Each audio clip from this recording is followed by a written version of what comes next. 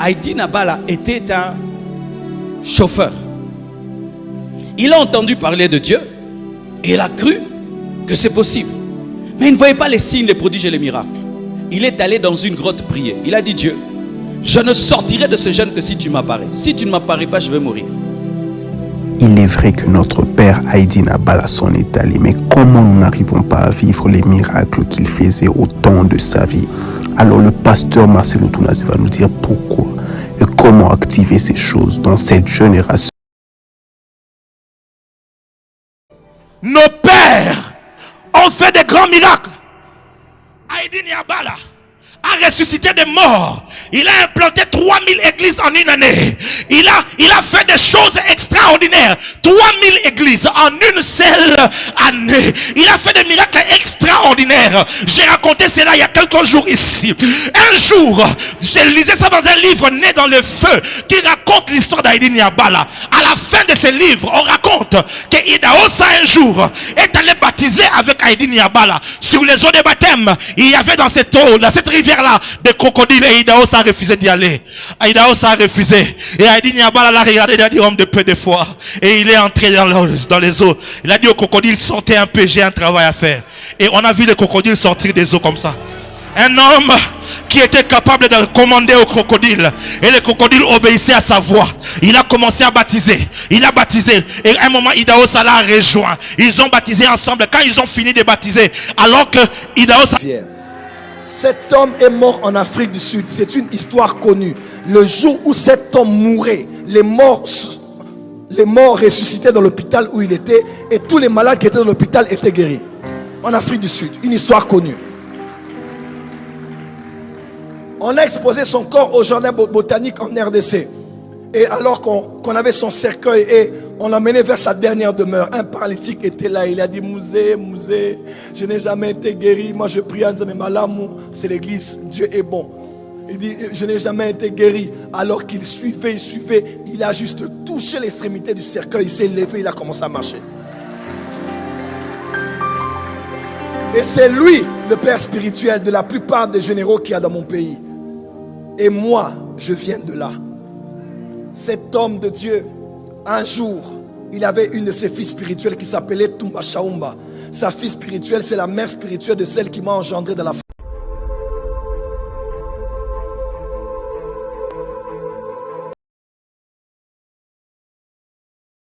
Nos pères ont fait des grands miracles. Heidi Nabala a ressuscité des morts. Il a implanté 3000 églises en une année. Il a fait des choses extraordinaires. 3000 églises en une seule année. Il a fait des miracles extraordinaires. J'ai raconté cela il y a quelques jours ici.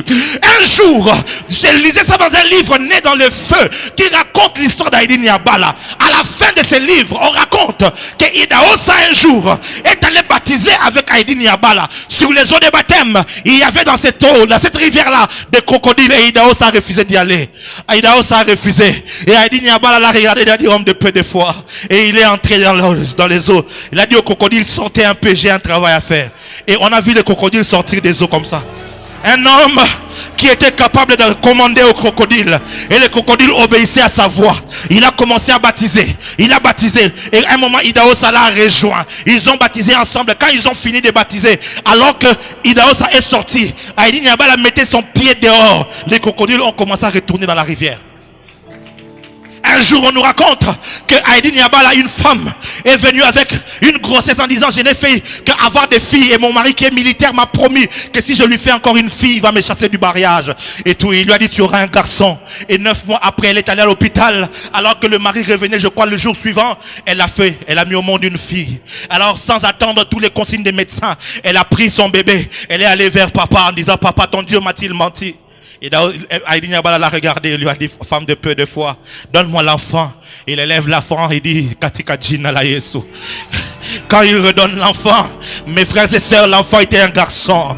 Mes frères et sœurs, l'enfant était un garçon. On raconte l'histoire. Il est allé prêcher dans la rencontre spéciale de la pneumatologie, où tous les pneumatologues, les experts en matière du Saint-Esprit étaient réunis dans un stade en Allemagne. Les grands docteurs en pneumatologie ont commencé à prêcher. Ils ont prêché. Le Saint-Esprit, c'est Roua, c'est Pneuma et tout ça. Ils ont fait des exposés pendant des heures. Et quand Haydn Yabala est monté, et il a dit: Saint-Esprit, moi je ne sais peut-être pas dire tout ce que les autres ont dit, mais je peux au moins démontrer que tu es présent. Katika Jina la Yesukom, et les paralytiques ont commencé à marcher, les aveugles ont commencé à voir. Mes frères et sœurs, Nzambe Malamu est l'une des communautés établies dans toute l'étendue de la République démocratique du Congo et répandue dans l'Afrique. Je suis allé en Ouganda, j'ai trouvé Nzambe Malamu au Rwanda, au Burundi.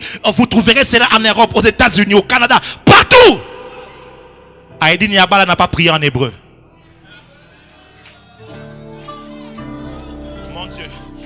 Haydn Yabala ne disait pas Baruch Ben Shen Adonai. Il ne disait pas toutes ces choses. Il disait Nzambe Malamu Mungu ni mwema. Il disait Katika Jina la Yesu. C'est même au nom de Jésus a ressuscité des morts. Je crois en ce même au nom de Jésus.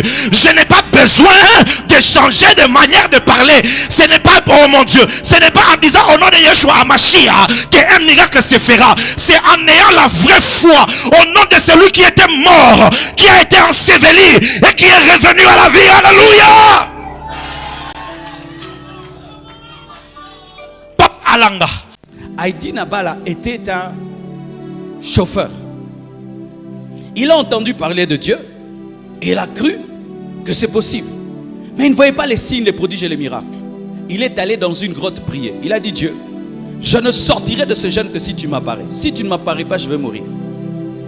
Il est vrai que notre père Haydn Yabala s'en est allé, mais comment nous n'arrivons pas à vivre les miracles qu'il faisait au temps de sa vie?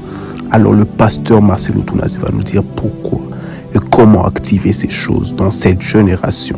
Quelqu'un devient sérieux? Parce qu'il ne faudrait pas, mes frères, que vous puissiez dire qu'on vous a fait perdre votre temps. Dieu existe vraiment, mais il faut être sérieux. Alléluia. Vraiment, il faut être sérieux. J'aimerais même vous parler de l'histoire de notre pays dans le domaine du réveil avec Haydn Yabala. On parle souvent d'Haydn Yabala. Vous savez, Haydn Yabala est le produit du sérieux. Haydn Yabala était un chauffeur. Il a entendu parler de Dieu et il a cru que c'est possible. Mais il ne voyait pas les signes, les prodiges et les miracles. Il est allé dans une grotte prier. Il a dit: Dieu, je ne sortirai de ce jeûne que si tu m'apparais. Si tu ne m'apparais pas, je vais mourir. Est-ce que déjà tu peux faire une telle prière? Toi-même tu vas sortir.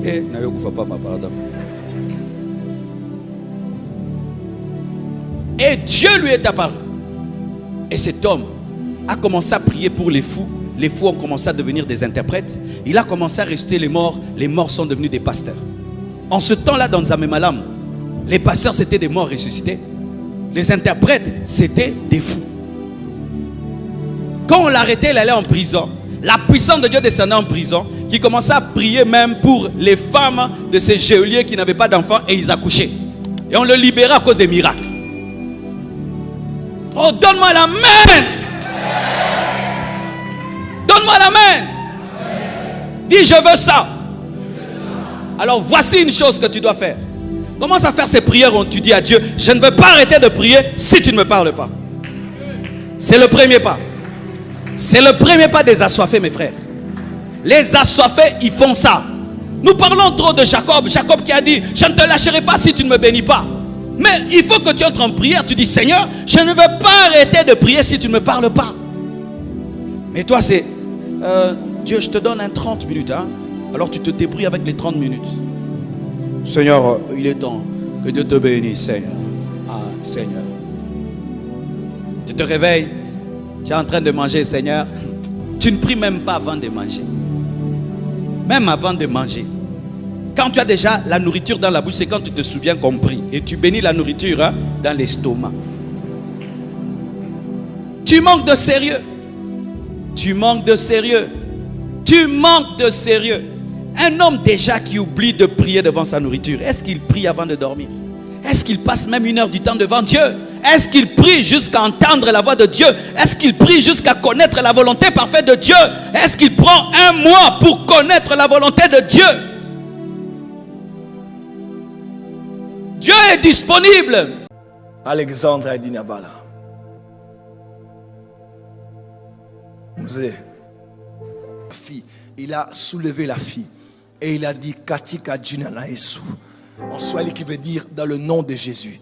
Quand il a baissé, il a remis à cette femme l'enfant. L'enfant a regardé, l'enfant était un mâle. Il va baptiser des gens qui ont donné leur vie à Jésus-Christ. Il arrive devant un lac, une rivière. On lui dit, il y a beaucoup de crocodiles à l'intérieur. Il dit, il n'y a pas de problème. Il dit, suivez-moi. Et lorsqu'il parle aux crocodiles, il met ses pieds dans la rivière. Pendant que lui, il entre, les crocodiles sortent de l'autre côté. Il baptise tout le monde. Les gens sont baptisés de l'esprit. Lorsque ça se termine, il prie, il clôture. Quand il sort de la rivière, les crocodiles entrent à nouveau. Alexandre Haïdini.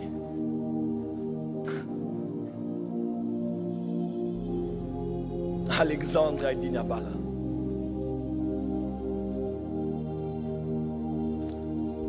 Alexandre Haïdini Abala.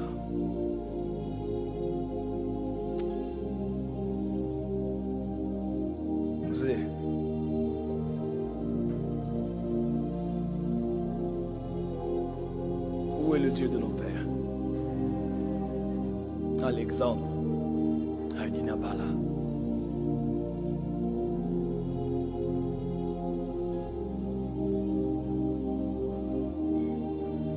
Alexandre Haïdini Abala.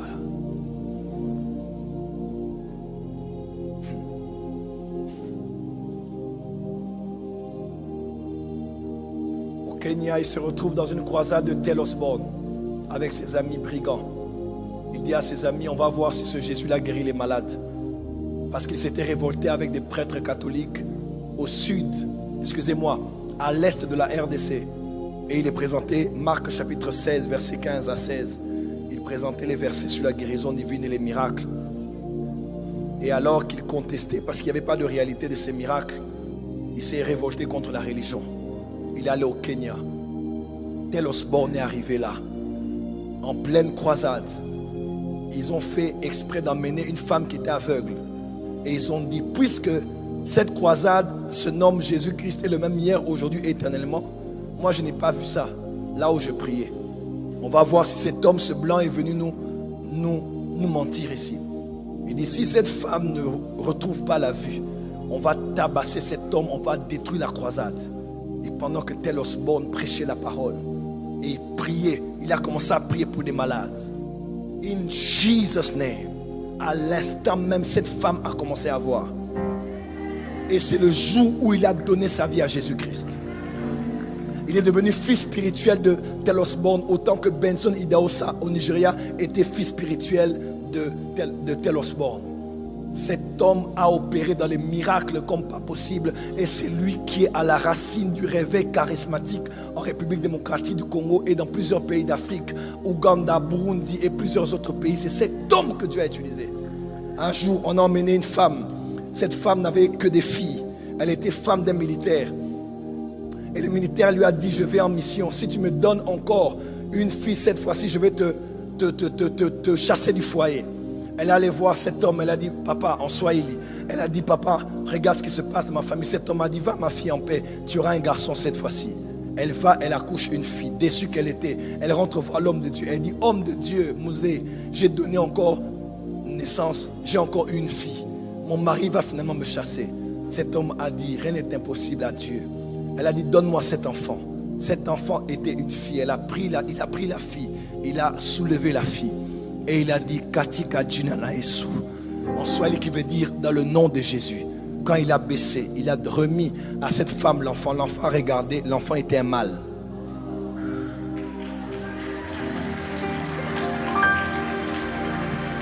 Il va baptiser des gens qui ont donné leur vie à Jésus-Christ. Il arrive devant un lac, une rivière. On lui dit, il y a beaucoup de crocodiles à l'intérieur. Il dit, il n'y a pas de problème. Il dit, suivez-moi. Et lorsqu'il parle au crocodile, il met ses pieds dans la rivière. Pendant que lui, il entre, les crocodiles sortent de l'autre côté. Il baptise tout le monde. Les gens sont baptisés de l'esprit. Lorsque ça se termine, il prie, il clôture. Quand il sort de la rivière, les crocodiles entrent à nouveau dans la rivière. Cet homme est mort en Afrique du Sud. C'est une histoire connue. Le jour où cet homme mourait, les morts ressuscitaient dans l'hôpital où il était, et tous les malades qui étaient dans l'hôpital étaient guéris. En Afrique du Sud, une histoire connue. On a exposé son corps au jardin botanique en RDC.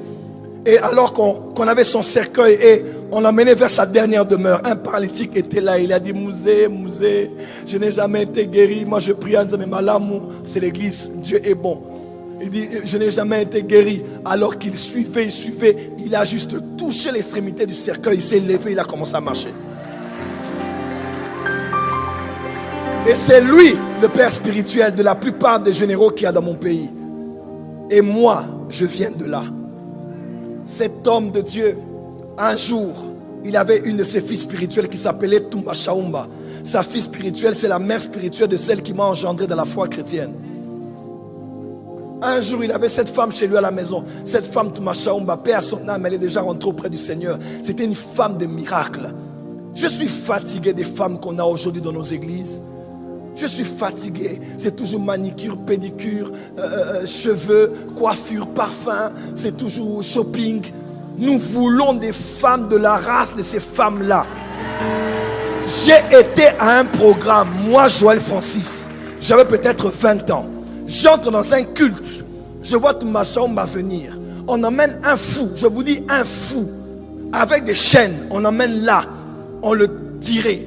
Cette femme s'est tenue debout. Elle a dit: chantez pour chanter. Et ils ont commencé à chanter. Zambéa Mama Tumba. Zambéa, le Dieu de Mama Tumba. Le Dieu de Mama Tumba. Alors que les gens chantaient. Elle a dit: Père, le Dieu de mon père Haïdi Niabala, descends. Le fou est guéri sur le champ devant nous tous. Et un jour, Touma Chaoumba était dans la maison d'Haïdi Niabala. Et Dieu avait parlé à l'homme de Dieu de donner à cette femme son manteau. Et l'homme de Dieu a appelé sa fille à côté. Il a dit: aujourd'hui, c'est un jour spécial pour toi et moi. Et il dit: tu vas prier pour moi. Et l'homme de Dieu s'est mis à genoux devant sa fille spirituelle. Il dit: prie pour moi. Et sa fille spirituelle, éveillée en esprit, connaissant les lois de l'esprit, elle a posé les mains sur son père spirituel. Elle tremblait. Elle a dit: Seigneur, je prie pour mon père. Tu as fait avec lui de grands miracles. Tu as fait avec lui de grands prodiges. Tout ce que tu as mis dans cet homme, je prends cela. L'homme de Dieu a retiré les mains et dit: toi, qui t'a donné ces principes? Elle a commencé à trembler et dit: tu es sage. Puisque tu l'as demandé, tu le reçois aujourd'hui. Si c'était toi, tu sais comment tu allais prier? Brise mon père. Enlève la chair de sa vie. Seigneur, enlève le péché. Enlève les tentations sur son chemin. Tu ne comprends pas les lois de l'esprit. Un fils, une fille ne prie pas comme ça pour son père. Cette fille savait que c'était l'opportunité pour moi de recevoir. Il est écrit: il y a beaucoup de bénédictions sur la tête du juste. Elle dit: je ne peux pas toucher la tête de mon père spirituel pour y aller aujourd'hui là. Tout ce que cet homme a. Et c'est cette femme qui a reçu son manteau. Et elle a prié pour ma mère qui m'a engendré dans la foi. Et moi je suis de cette lignée là. Quand cet homme mourait, j'ai eu des larmes tout à l'heure. Parce que quand cet homme mourait, il était mort. Quelque temps après, ma mère peut se rappeler. J'ai une vision dans laquelle j'ai vu cet homme marcher. Alors qu'il marchait avec une foule de personnes. Et alors qu'il marchait, il a rencontré en face de lui comme ça se passe beaucoup en Afrique. On allait enterrer quelqu'un, il y avait un cercueil, on accompagnait le cercueil. Ça se passe beaucoup en Afrique comme ça. Et il est venu avec son cortège, il a arrêté le cortège, il a dit: déplacez-vous, les gens sont déplacés. Il a touché, il a dit: lève-toi. Et l'enfant était ressuscité. Et moi j'étais avec ma mère dans la vision et je regardais de loin. Je ne l'avais jamais vu, mais je savais dans mon esprit que c'était Haïdi Niabala. Ma mère m'a dit dans la vision: va, il va prier pour toi. J'ai dit: maman, il est déjà mort. Elle dit: non, va, il va prier pour toi. Je vous salue au nom de Jésus. Je suis précisément à Kinshasa. Naza responsable à Ophelina. Jésus est mon papa. Naye liboso na bino pour nous représenter bino bana o bozomona na bilili pe ba difficulté tozanango na bandaki musala o ça fait longtemps ya koboko la bana selon ainsi dit l'Éternel mais ba difficulté ezamingi difficulté ya loyer parce que tozo foutela et puis difficulté au foot la bana minerval pour to chute au bandaki to pesa qui avance mais tikali ndambo nazo banga ke bana oyo bakata classe bakoma nango na sukate. C'est pour cela Dieu m'a mis au cœur na lancé message oyo na batu nyonso ya motema malamu basunga bana oyo bozomona na bilili bana oyo bozomona na bilili ndambo na juna rond-point Ngaba ndambo Victoire ndambo Limete et puis ndambo l'état pesengai pona bande kolanga nyonso ba congolais bobi ba réalité nini to passer nango na mboka soki nga simple individu na ndimi kozwa bana o na bokola na ainsi dit l'Éternel soki l'état s'est décidé to mona suba fazer na nzelate c'est difficile ya osala ngonga moko. C'est pour ça nazo lancer appel na bana nyonso nzambe pona classe ya bana oyo pona loyer na bango kolata pe kolia na bango na osenga na batu nyonso baza cœur sensible pe bazana motema kosunga ba sunga biso pe ba salisa biso toza na commune ya Kalamu quartier Kauka référence ya monene tukangami na université Kimbangiste avenue comme on eza Marin numéro 16 numéro de téléphone na biso pona bato balingi ba contacter biso pona ba détail mosusu eza plus 243 89 72 32 229 nzamba pambola bato nyoso ba ko assister biso. Merci beaucoup.